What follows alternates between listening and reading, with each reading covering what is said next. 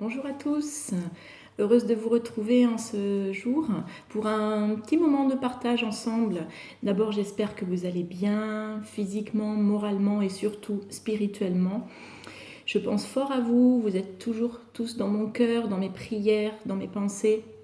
Et en attendant qu'on puisse se retrouver pour partager ensemble la communion dans notre église, eh bien, nous continuons de partager au travers de ces vidéos, au travers de ces moments. Et je suis heureuse ce matin de pouvoir passer ce moment avec vous. Un sujet qui me tient à cœur depuis quelque temps, c'est un thème que j'ai eu l'occasion de partager avec des frères et sœurs de l'église à la sortie d'une réunion, peut-être se reconnaîtront-ils. C'est le thème de nos choix. Nos choix qui déterminent notre présent et notre futur. Et c'est cela que je voudrais partager, qui est fort sur mon cœur ce matin. Nos choix. Lorsque le peuple d'Israël a parcouru ses 40 ans dans le désert, à la fin de ce temps, Dieu va s'adresser à lui en précisant, c'est dans Deutéronome 30, 19, que Dieu parle au peuple d'Israël et lui dit « J'ai mis devant toi la vie et la mort, la bénédiction et la malédiction.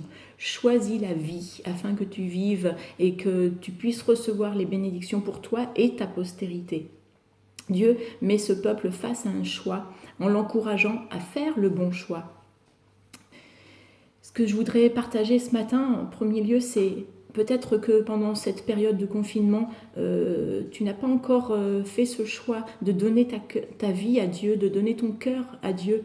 Et ce matin, il veut t'encourager à faire ce choix de faire la paix avec lui, de recevoir Jésus dans ton cœur, de confesser simplement ton état de pécheur et de faire de Jésus ton sauveur, ton Seigneur. Fais ce choix parce que c'est le meilleur des choix que tu puisses faire. Vraiment, je t'y encourage dès ce matin, dès aujourd'hui. Fais ce choix. Lorsque Dieu vraiment encourage le peuple à faire ce choix de la vie, il sait tout ce qu'il y a derrière, tout ce que cela va impliquer pour lui, toutes les bénédictions qu'il a en réserve pour lui, et c'est dans cela qu'il l'encourage. Mais il lui laisse le choix, parce que Dieu laisse toujours le choix. Un autre choix auquel quelqu'un a été confronté, c'est le plus grand des choix, c'est Jésus, lorsqu'il se retrouve dans le jardin de Gethsémanée, alors que il est en prière, il est là devant son Père et en proie à de fortes angoisses parce qu'il sait ce qui l'attend. Et il fait cette prière à Dieu. « Mon Père, s'il est possible que cette coupe s'éloigne de moi. » Et tout de suite, il se reprend en disant « Non pas ma volonté, mais ta volonté. » Et là, il fait un choix aussi, le choix d'obéir à son Père, le choix d'aller jusqu'au bout, d'aller jusqu'à la croix, le choix d'accepter ce sacrifice pour nous. Si Jésus n'avait pas fait le choix d'aller jusqu'au bout par amour pour nous, on ne serait pas là aujourd'hui. On ne pourrait pas partager ces choses. On n'aurait pas cette assurance de notre vie éternelle. On n'aurait pas vécu cette réconciliation avec Dieu. Et c'est le plus grand des choix. Mais ça n'a pas été facile. Mais Dieu lui a donné le courage par son esprit pour aller jusqu'au bout, malgré tout. Et d'ailleurs, cet événement est tellement fort que même dans l'histoire de l'humanité, on parle des dates avant Jésus-Christ et après Jésus-Christ, comme quoi la venue de Jésus-Christ sur cette terre, elle est essentielle dans notre histoire, dans l'histoire de l'humanité. Et merci à Jésus pour avoir fait ce bon choix qui effectivement a eu des répercussions sur le futur pour nous tous, encore aujourd'hui, ça a des répercussions. Un autre choix aussi qui m'a parlé dans la parole, c'est lorsque Jésus visite ses amis, Lazare, avec ses deux sœurs, Marthe et Marie. Vous connaissez ce passage? Alors que Marthe s'affaire pour préparer le repas très certainement, eh bien Marie se tient aux pieds de Jésus et prend ce temps avec lui. Ce qui amène Marthe à se mettre en colère, à s'énerver et à même reprocher à Jésus de ne rien dire à Marie, de ne pas lui préciser qu'elle pourrait se lever et aider sa sœur.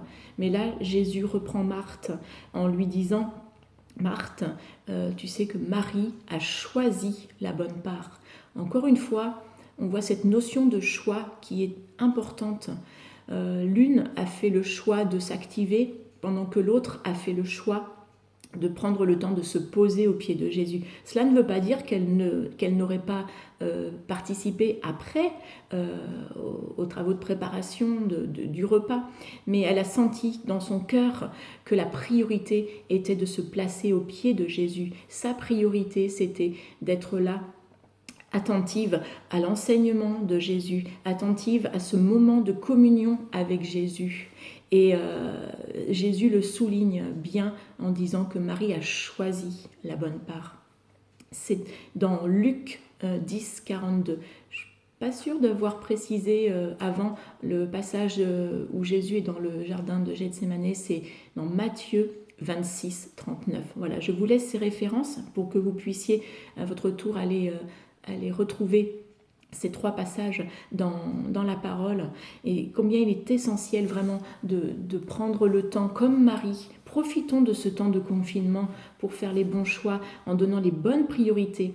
Marie a choisi la bonne part, qu'on puisse aussi choisir la bonne part. Profitons de ce temps pour se placer aux pieds de Jésus, recevoir son enseignement, son conseil.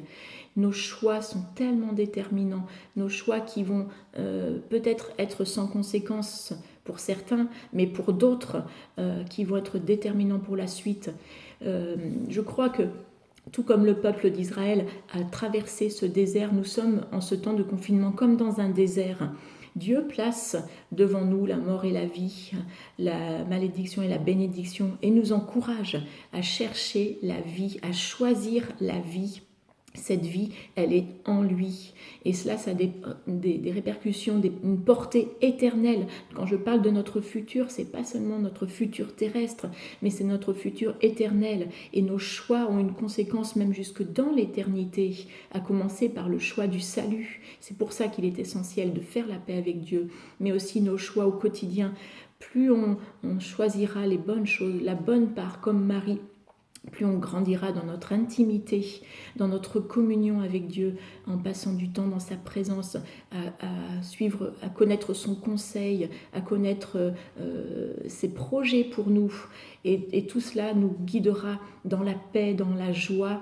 Et c'est une paix, une joie qui ne dépendent plus des circonstances parce qu'elles viennent d'en haut, elles viennent du Père qui nous remplit par son esprit. Peut-être vas-tu te dire que des fois tu ne sais pas si le choix que tu fais est bon ou mauvais. Eh bien, tu peux remettre tes choix à Dieu pour qu'il t'inspire, pour ne pas te tromper dans tes choix. Faire le choix aussi du pardon, faire le choix de la réconciliation. Ça, c'est Dieu aussi qui veut te parler, qui veut t'aider à faire ces bons choix. Profite de ces moments de désert pour faire les bons choix, en allant te réconcilier peut-être avec ton époux, avec ta femme, avec tes enfants, avec tes parents. Que ce soit un temps pour toi de faire les bons choix. Mets ce temps à profit, comme le peuple dans le désert pour entrer dans le pays promis après ce désert. Le Seigneur veut vraiment, après ce temps de désert, te faire entrer dans une nouvelle vie, dans une nouvelle dimension de vie. Donc n'hésite pas vraiment à faire tous ces bons choix. Je pense, quelque chose de personnel. Pour ceux qui me connaissent, vous savez que j'ai perdu mon mari il y a quelques mois de cela, voilà, durant l'été 2018. Et bien sûr, ça a été quelque chose de tellement douloureux, mais quelque chose qui a été essentiel, c'est que le premier choix que j'ai fait, ça a été de confesser le nom du Seigneur en lui disant que je croyais qu'il demeurait souverain, qu'il demeurait au contrôle de toutes choses. Et mon choix a été de ne pas lui poser de questions, de ne pas chercher à comprendre pourquoi, parce que humainement parlant, il n'y avait pas d'explication possible. Mais j'ai continué de confesser cela pour le Seigneur et lui rester fidèle. Et ce choix a été déterminant parce que ça a permis vraiment à Dieu de placer son baume sur mon cœur, de passer son baume pour me consoler, pour m'accompagner, pour me porter.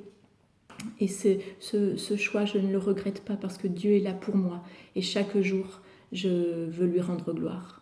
Bonne journée à chacun. Merci de m'avoir écouté. Soyez bénis.